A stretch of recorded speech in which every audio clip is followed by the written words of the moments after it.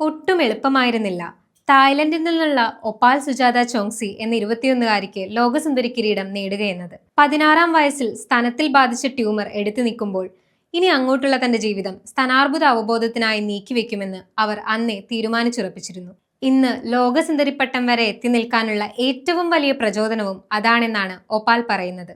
സ്തനാർബുദത്തെക്കുറിച്ച് അവബോധം പകരാനും രോഗം നേരത്തെ കണ്ടുപിടിക്കേണ്ടത് എത്രത്തോളം പ്രധാനമാണെന്നത് പങ്കുവെക്കാനുമൊക്കെയാണ് ഒപാൽ ഫോർ ഹെർ എന്ന ക്യാമ്പയിൻ ആരംഭിച്ചത്.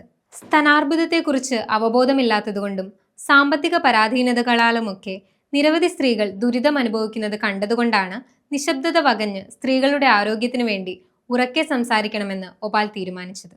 സ്തനാർബുദം കൗമാരക്കാരെയും ബാധിക്കാമെന്നും നേരത്തെ കണ്ടെത്തലാണ് രോഗപ്രതിരോധത്തിൽ ഏറ്റവും പ്രധാനമെന്നും ഒപാൽ വ്യക്തമാക്കുന്നു.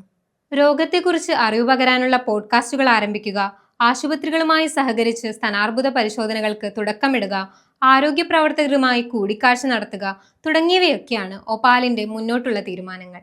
ലോകസുന്ദരി പട്ടം കൂടി ലഭിച്ചതോടെ ഭാവിയിൽ തനിക്ക് ഇത്തരം ആരോഗ്യ മേഖലയുമായി ബന്ധപ്പെട്ട് കൂടുതൽ പദ്ധതികളുടെ ഭാഗമാകാനാവുമെന്നാണ് പ്രതീക്ഷിക്കുന്നതെന്നും ഒപാൽ പറയുന്നുണ്ട്.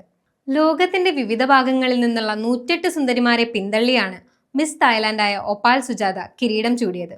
ഹൈദരാബാദിലെ തെലങ്കാനയിലുള്ള ഹൈടെക് എക്സിബിഷൻ സെന്ററിലാണ് ശനിയാഴ്ച വൈകുന്നേരം 6:30 72ാമത് ലോകസുന്ദരി മത്സരം അരങ്ങേറിയത്.